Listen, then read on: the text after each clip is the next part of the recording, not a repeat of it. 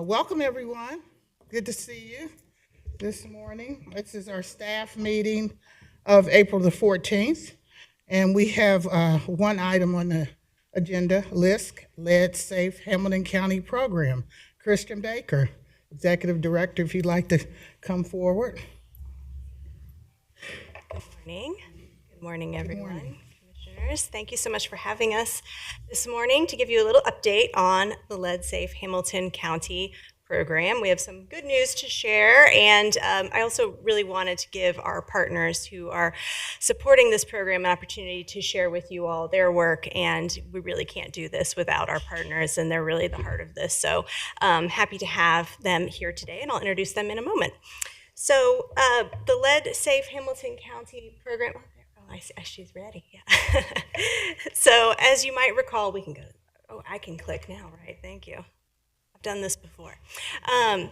As a reminder, this program was over $5 million of American Rescue Act funds that was allocated to Hamilton County from the state of Ohio to administer this program, and Hamilton County asked LISC and our partners to be the body to deploy this program. The goal really was to focus on addressing lead hazards through lead-safe renovations, which really helps us create healthier living environments in the county for homeowners.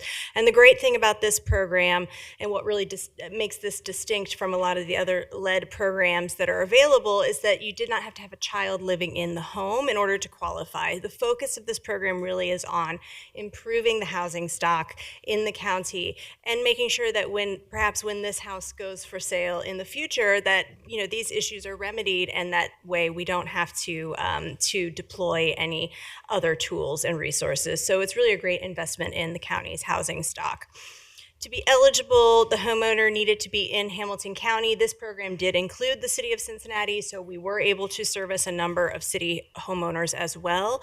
They needed to be built before 1978, and we really leaned in on prioritizing repairs for households that were at or below 80% of area median income. We know that's where there's the most need, and we also learned a lot about our homeowners and their characteristics through this program, which our partners from Working in Neighborhoods will talk a little bit about, and I think it really just continues to demonstrate that supporting lower earning households and homeowners especially is really something that we know is needed in this region. In terms of program progress, so last time we came in, we were pretty much done, right? And we still are, but we were able to support 82 homeowners. Those repairs are all complete, and we had a little bit of money that we just didn't, because of the timing with the American Rescue Act, the funds. The state has some pretty tight timelines on when they wanted these projects to be complete, so we had a little left over that we weren't able to spend. The state was willing to let us have a little more time, and then they came back and said, oh, and by the way, we have some funds that other counties were not able to spend. Your program is a great model. Could you all take these extra funds? So we were awarded another $400,000 in funds at the beginning of this year.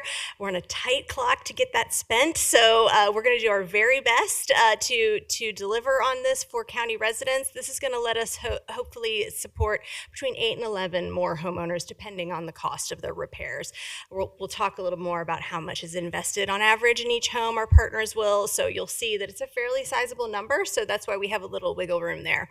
We do have three repairs in various stages of process right now or getting ready to launch, and then we have 7 homeowners that are on our wait list that we're working with getting documentation and making sure they're still interested in the program. So we're really excited we have to have this all spent by June 30th. It is April, so we will keep you all apprised of how that is moving. And as we all know, the American Rescue Act funds need to be, the state would like to have everything finished by August. I know the county's deadline's a little later than that, so maybe we can advocate for a little more time with the state, but not sure. So we'll keep you posted on that as well. I'd like to now, so you hear me talk enough. So today I really want to make sure that we highlight our great partners, as I mentioned. So we have our team here today. I'm going to name them all, and then they're just going to sequentially come up and talk through their portion of this program. So representing Working in Neighborhoods, who provides the support for homeowners to gather all their documentation and qualify. We have Hope Wilson, who is the Operations Director and Housing Program Manager, and she is representing Sister Barb today, Sister Barb Bush, who's not with. She didn't speak in. Okay, I can't tell who's behind me. And Hope is really a key part of delivering this program and has really done a great job supporting our homeowners. We also have Jim Wyman from Habitat for Humanity of Greater Cincinnati. Jim is the Repair Program Lead Administrator, and Jim is a fierce supporter of our homeowners as well, and really working hard with the contractors to make sure that the Habitat team and our contractors are giving our homeowners, good morning, the best work possible. He's accompanied by Jason Krimmel, who's their Repair Program Manager, and Nadine Gibson, who is Habitat's new Chief Operating Officer. So we're happy to have the support of the Habitat team. And then we're going to close out with Chuck DeJonker, who's the Director of Waste Management from Hamilton County Public Health. And I know you all have heard me sing the praises of public health in this partnership, but really and truly they have been so flexible in working with us and understanding what this program requires and how can they help us meet that need, and also really helping all of us understand the requirements around lead clearance and how we really make sure that our homes we're really doing our best work to make sure that the lead risks are removed. So they're going to come up one by one, and I'm going to first call Hope up to talk. Oh, please. If I could ask the question about of course. The first sheet. Yeah. First of all, 82 homes completed is fantastic. Thank you. You guys should really be proud of that. And then the 400,000 in addition that you got, do you think the 7 on the wait list will deplete the 400,000? There's no need for marketing to get more? No, we had, since we sort of had a list of folks who, when we realized we were at capacity, we put them on hold. And then we also do have some other homeowners who perhaps applied for the Revive and Thrive loan program or other programs that weren't eligible that we could also potentially draw upon if we have a need for that. But we hope to be in pretty good position to know how many more homeowners in the next week. Great. Did you have anything about the first? I do. Thank you. Thank you for the presentation. Thank you all for being here. I'm looking forward to hearing from all of you. I was saying that we're really blessed in Hamilton County to have so many partners that can and will do this work, because others clearly don't, and that's why there was extra money at the state available for us to take advantage of. So I'm very, very, very grateful for all those of you that are willing to be in partnership with us. Quick question about the timing of the extra money then. Delighted to get it from the state, hurrah.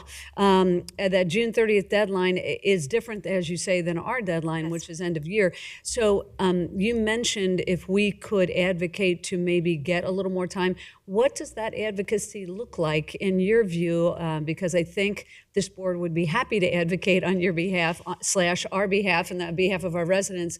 But what's the most effective way to do that? I don't know if Anson's here or not, assistant. A miracle would do it. Okay. Good morning, Anson. Yeah. State is. I think we want to talk through what that would look like. The relationship to the state is always an adventure, right? This is all out of a Department of Development, but that's really driven out of, I think whoever is sort of determining at the state level what they're comfortable with in terms of expending the ARPA funds and having all the reporting complete. We know that we could have our reporting done timely, right? So, and I think we have showed that in this partnership, but my guess is they might not want to make a blanket exemption for this entire program, right? So we'll do a little reconnaissance with Department of Development and put our heads together and sort of see if we think there's a way, if we can first make the ask, and then if you all could potentially come alongside or come behind and sort of reinforce that this, we could fully expend these funds if we had a few more months. That could be great, but I don't want to make any promises, obviously, that the state would be willing to entertain that. Well, and I know you're moving to get it all out by the deadline, and I appreciate that. But we have delegation meetings. We know the folks up in Columbus. A couple of us served in the legislature. So happy to help in any way we can once we get to that point. Great. Thank you. certainly need to try. That's right. Did you have anything? Well, I just want to say, great job, and we are blessed to have a list that we could funnel it all through one area, and then have the partners be able to work together. So I want to say thank you to the partners. I will say that this sounds like Groundhog Day or deja vu, because I remember, I think it was last year, you making the presentation, and once again, the state came through at the last minute or last second, and you had to get the program going and get the dollars out, and you were able to do it. I know we want to get more time, but it seems to be almost kind of like the habit of what they do is that we have this money, but we need you to get it out quickly. And I know you made a similar presentation last year, and just wanted to make sure, were we able to get those dollars out? I know we were doing a mad dash, and we were trying to be helpful, get the word out and those kind of things. And so I didn't know if you wanted to talk about that as well. Sure. I mean, I think that it's a great point, Commissioner, and it's, it is always the challenge, right? These resources are a tremendous opportunity for our community, but they come with a lot of requirements that we want to make sure we meet to be sure we're delivering fairly. And also, we can't control, as Habitat will potentially talk through, some of the homes we are servicing have 30, 40, 50 windows, right? And so then you also have to factor in the time of, okay, we have to get these need to be manufactured, right? And then there's all of the other things that are happening in the world, right, that can create some delays right now in some of our supply chain in terms of being able to have these resources available, et cetera. Contractors are in full demand. There's just a lot that we have to balance here. So we want to make sure what's in our control we can control for, and I think we want to be clear in asking the state for what we need. Whether they're able to offer that to us or not. But I do think that there's the communication, right? It's got to be two-way with the state to help them really understand what the reality is on the ground in our communities, especially when we're working on older homes that just have not seen us, as I shared the last time, a lot of these homes haven't seen any repairs made in 20, 30 years, right? So when you get under the hood, the great thing about this program is it lets us address some of those things to make sure that when we're replacing the windows and the doors, that's not a waste, right? That we're able to offer those supportive measures to the home, but that takes time and money, right? So I think we've been able to cultivate that relationship with the state, and I'm hopeful that, they will hear us say that we can do this if we just have a little more time. So stay tuned. Thank you. Thanks. All right, with You that, wanna I'll bring up our partners. All right. Oh.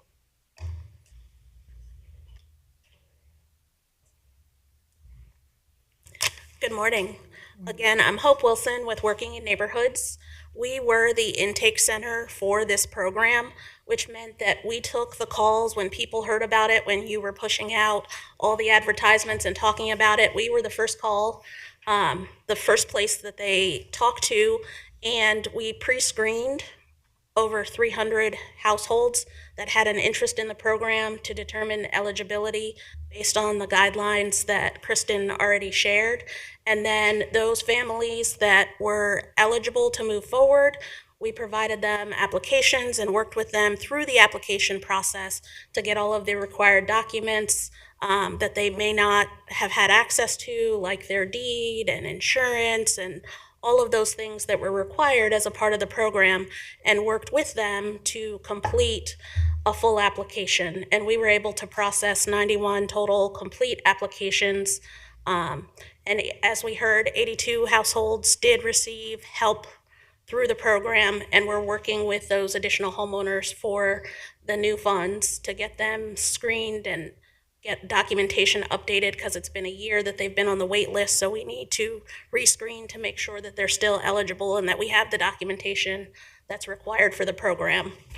So a few statistics about who we served. The average homeowner income was a little over $37,000.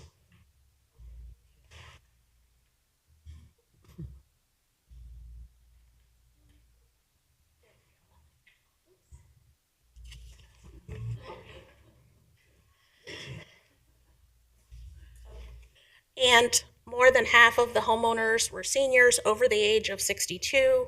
The homes that were served, more than 3/4 were built before 1961.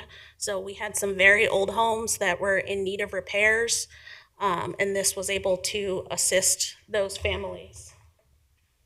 As you can see from the map on the screen, people were served throughout jurisdictions throughout Hamilton County, 16 jurisdictions in total, the top 5 being Forest Park, Springfield Township, Coleraine Township, Norwood, and Woodlawn.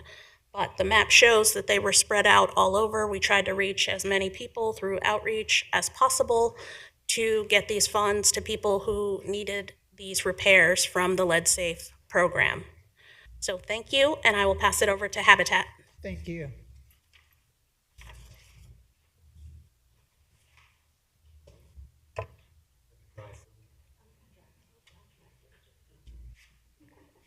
Good morning. I am Jim Wyman with Habitat for Humanity. We are the general contractor for the repairs.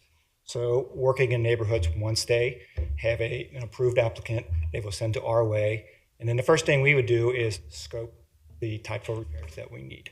So Jason would have his coordinators go to these homes, talk to the homeowners, and we take a look at it. And as you know, as you've heard, the housing stock's fairly old here. So we knew going in, we were going to be replacing a lot of windows and a lot of doors and paint and those kinds of things. So, there we go. So, we talked about the various things. So you can see here multiple types of eligible repairs. They included replacement siding, soffit, fascia, interior, exterior painting, replacement of windows and doors. And then we also, if you're going to replace a window and a door or anything outside, if the roof was bad, we went ahead and replaced the roof as a supportive. We don't want to have a bad roof on top of our brand new repairs. So that was part of that. So you can see the numbers there, pretty high there. The average cost was $52,000. We started out, we wanted just to average about $39,000 from the state. But as you start, as Kristen, I believe, said, you get into 40 windows and things like that, the price starts going up. So there was a limit that the state would approve, but we averaged about $52,000. Next slide, please.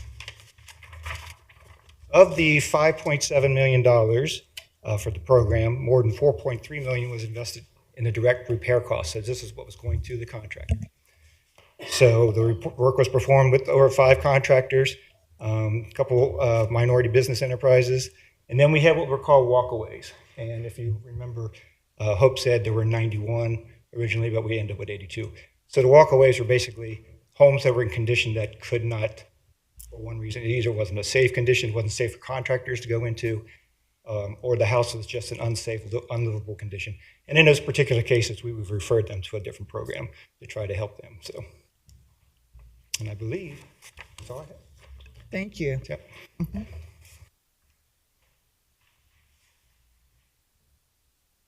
morning, everyone.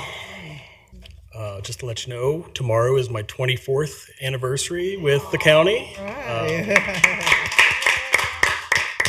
I'm very proud that this is the first time I've had to come before you, and it's on a positive note. So very proud of that.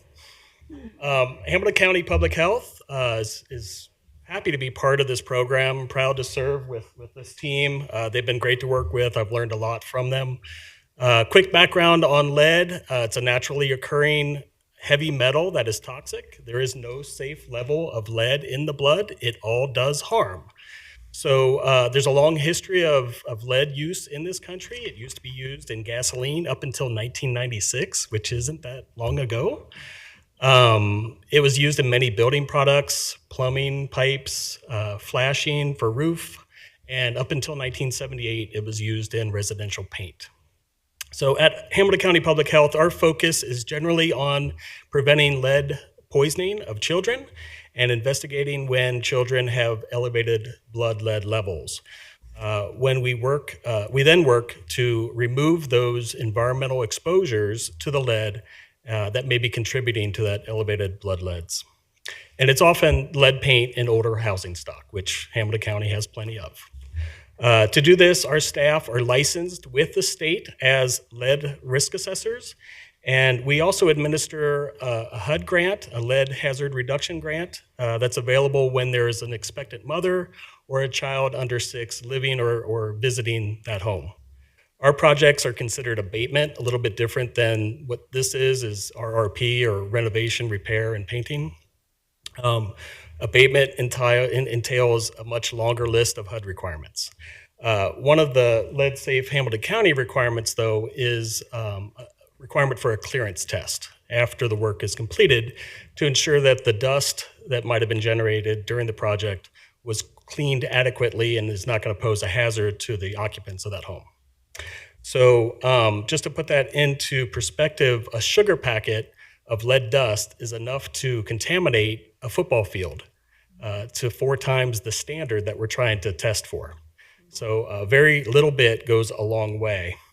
So when our licensed lead risk assessors test the dust levels in the home, it has to be beyond the white glove test. We actually do analysis on the dust. We take a sample with a wet wipe, 1 square foot, send it to the lab, and they report out the levels. So these projects addressed the hottest spots in the homes for lead. Windows, doors, siding, exterior woodwork. These are high impact components. It's where we generally find the highest levels of lead in the paint. And when you remove and replace a component like that, you're removing the potential for exposure for good. It's off the property. It's no longer going to resurface 10, 20 years down the road. So it's effective. There's a high return on investment for lead hazard reduction.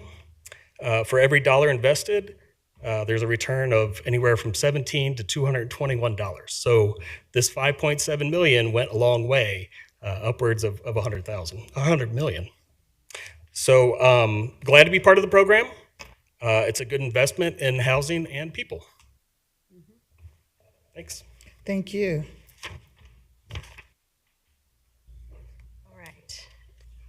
You can see this, why these partners are the right ones to do this work, and we're really grateful. And as Chuck said, he learned from us, but I think you can see we learned a lot about lead from Hamilton County Public Health. So again, much appreciation to them.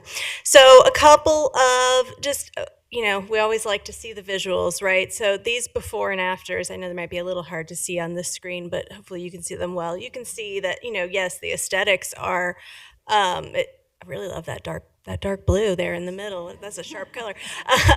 Inspiring, right? Yeah, but really, you can see that is the visible improvement, right, to the exteriors of these homes. And now we also, when you think about the reduction of risk that we just, heard described, and making sure that the places where lead was likely to be are now gone, I think that's really a double impact. So really great, I think, to see what this looks like when it's all finished. And we have a lot of happy homeowners, as you can well imagine. So last thing from me, as we just discussed, the program timing, we need to be fully expended by June 30th, and that includes having public health's team come in and do the clearance, and that's all done. So we are all going to run out of here and just get to work, put on our tool belts, and get started. Again, this was one time, but I think this truly has been impactful. And then when you think about this magnified across the state, right, the hundreds of homes that we were able to help, I think we really were. I don't always like to toot my own horn, but this team, we were really the model, I think, for the state in terms of how we were able to work together to get this done and having the right people in the right seats. So again, my compliments to our partners on this work. And I think, what can we take this as lessons learned, right, about what else do we need to be doing in Hamilton County to continue to think about how we're reducing lead hazard, and what we need to be doing as a region and a community to support this work, especially in the shifting tides of different federal, resources that are waxing and waning, right, depending on various priorities. So I know we already shouted out Anson, who's on Zoom, but really he has been and continues to be just an incredible partner to this effort. He's on our calls every week with us down in the weeds, helping make sure that the county's interests are represented and that we're doing the work together. So big thank you to Anson Turley and to all of our partners here at Hamilton County for allowing us to administer this on your behalf. And it was a absolute privilege, and I think one of the most impactful things we've been able to do here in the last 20 years. So I think you all see that and feel that too. So thank you for your support. Thank you so much. Don't go away. Oh, I was going to ask about asbestos removal. Did you have to do any of that No, the answer is no. with these old homes? Wow. Yeah. I think when you think about the county, the homes that are in the county, right, built post World War II, we probably it wasn't as common. Maybe in some of the city homes, it might have still been something, but it sounds like we didn't encounter that, so that's a good thing. That's a great thing. Yeah. So I'll open it up for any questions for any of the other presenters. Vice President Reese. No, I just wanted to thank the partnerships and thank you for breaking down the process. Like you said, the first thing is getting the word out, and then they have to call. And you have to do seems like you have the screening process down packed, wait list process down packed. And then it's kind of like an assembly line. Then it goes over to our other partner, Habitat, and also Public Health goes in, checks everything, sees what needs to be done. Habitat comes in with the construction part of it and completion. So, and you said that obviously we're a model.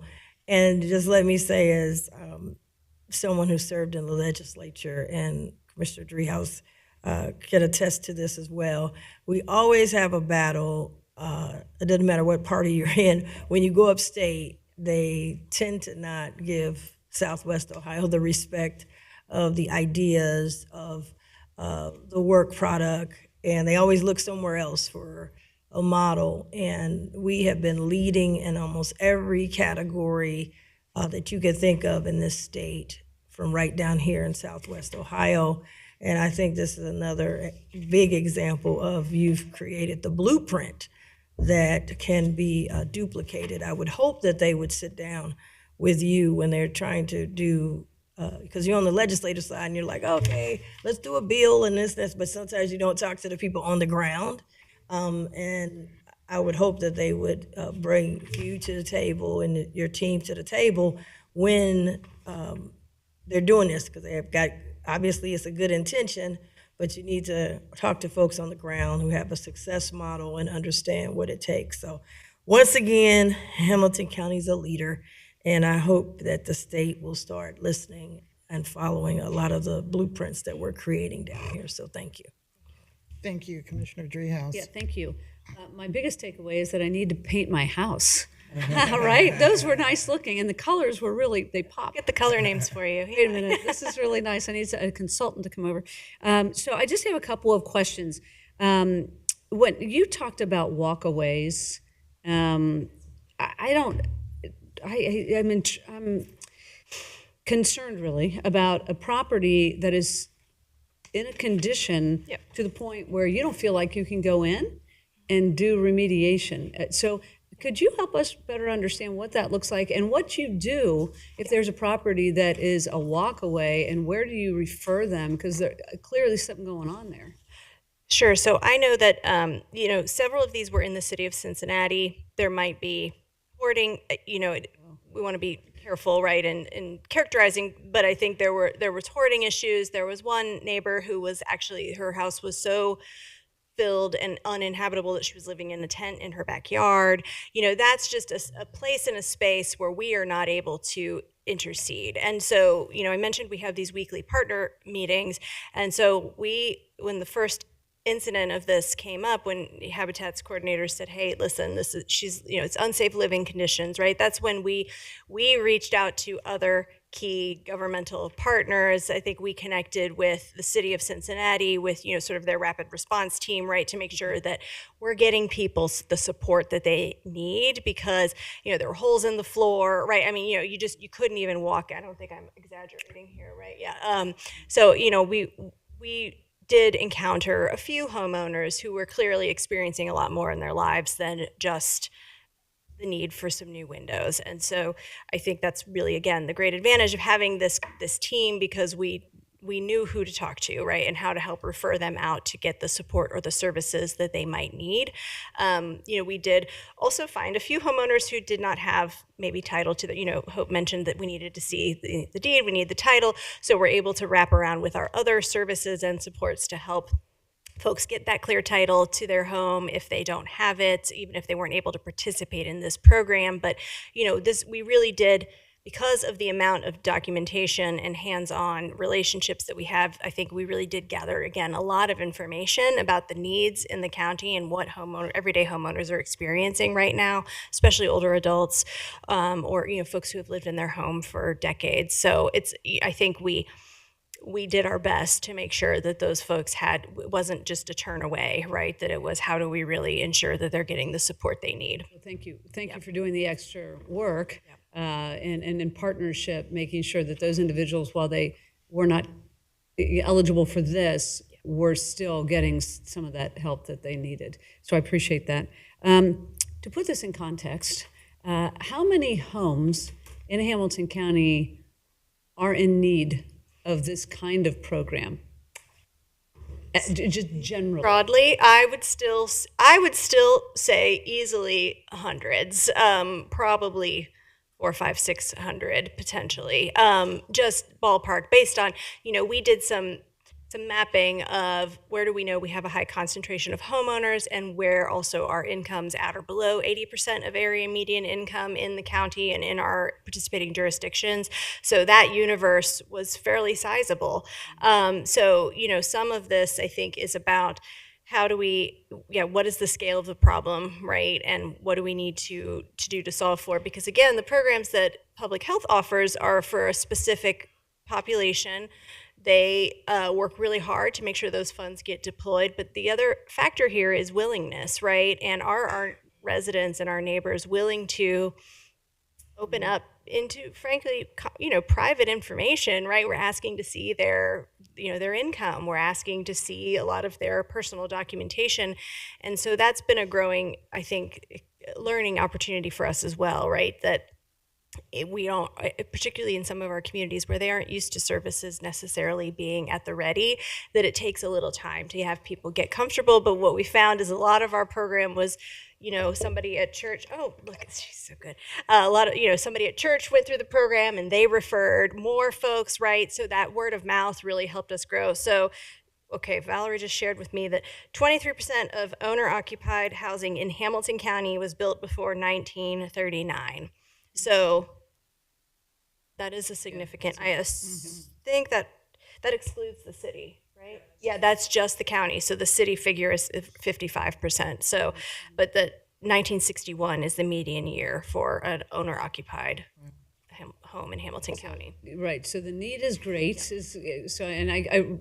There was something in the initial presentation where you mentioned that as well, and I thought, oh Lord, there's a huge issue here in Hamilton County. So again, very grateful for the state funding, but my understanding is that funding got reduced at the state level. I think I'm right on that. So the other piece, and I'm glad Anson's on the line. So this advocacy is both towards an extension of the time frame, perhaps, but also for funding for this program to continue at whatever level, but higher the better, since the need is so great. And I'm sure that is translated throughout the state. Absolutely. So the Lead Safe program, the state was very clear this was a one-time only. I think they wanted to use this as an opportunity also to build the pipeline of contractors that have the certifications that can then support in abatement and other lead remediation programs. But Chuck can talk a little bit about the impacts to the funding that are happening for Hamilton County Public Health that, that are more focused but are absolutely critical. So you want to say a word? Yeah, so I believe House Bill 96 had originally $7 million in the budget. It got stripped down to $250,000. So it got really just wiped out. We were using part of those funds as our match for the HUD grant as well. So we've been looking for other opportunities to generate a little bit of revenue to meet that match obligation. So we have a $3.5 million 4-year HUD grant for lead hazard reduction, but it requires $300,000 as a match. So we've used some of the work that we've done with LISC on this project as leverage to meet that match obligation, and continue to do so with Revive and Thrive as well. Okay. But yeah, the need is great. I think our estimates were 30,000 homes that we need to address, and with our last grant, we were able to do 68. So we're just scratching the surface, but scratching's better than ignoring it. So That's right. That's right. It just, I think for us, we need to understand the breadth of the problem, the funding available, and how much we need to address, because it's an ongoing issue. We're not going to get it done right away. But I had heard about this reduction. I thought, oh, after a program that was so successful down here, it's really disappointing to know that there's such a dramatic reduction in funding. Sure. And I do just want to mention that, to Commissioner Reese's point about the state and our opportunity for advocacy, we, on May 4th, I'm going up to Columbus to spend the day with Senator Michelle Reynolds at a housing policy lab, where they're asking us to sort of pitch ideas of what can the state do. And so I think that this work really gives us a clear, we know the pleasure of the legislature right now is to support homeownership, right? And to also support our rural neighbors. And so how can we sort of wrap all of this in, right? To say this is something that we know can benefit households across the state.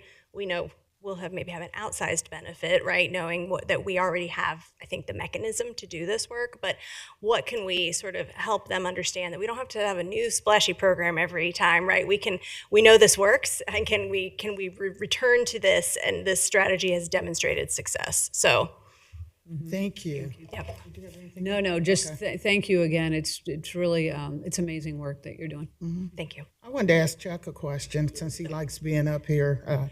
This time. But my understanding, the public health has a hoarders program that they can assist with hoarders. Is that correct? yes, our environmental health division and other directors review, but we go into those situations, and if we're using some penalty funds that we got from a settlement on the solid waste side of things to put some money back out in the community to resolve some waste issues, and generally it's waste that is hoarded, in all frankness, but we are able to provide a dumpster as long as they're able to provide the labor to load that dumpster to get waste and other things that have been accumulated over the years out of that home, create pathways for fire and rescue to get into the home and be able to service that property. So Okay. it's been quite successful. Great. I wanted whoever's listening, the one or two that are listening, that they can. Our environmental health division is Yes. administering that for us. Great. Thank you so much. Sure. And Kristen, I just wanted to say, and I'm going back to the 82 homes that were completed. I just want you to know, for me, I'm trying to contain myself because it's such a great number. I really want to do a cheer, but I thought that would be inappropriate. I just am so proud of the team and what they've done. So, okay, thank you. Thank you all. Can I ask a question? It has, simply just because we have health up here. And I'm gonna ask Mr. I don't have a hard question for you, but I just want to ask Mr. Aludo, maybe with the public health. It was, since we're talking about lead and environment and all that, and you mentioned the dumpsters as well. Miss Viola Brown, who's on our seniors board, our board appointed her to the senior board. She had brought to my attention on, I think it was Sunday, maybe at church, you mentioned the churches, and she had some pictures down in the West End of a big rumpy dumpster behind this living facility for senior citizens. And it's older, I don't know if it has lead in it or not, but they said the dumpster has been sitting there for months. They said nobody's coming, it's got all kind of stuff, furniture, it has to be a hazard.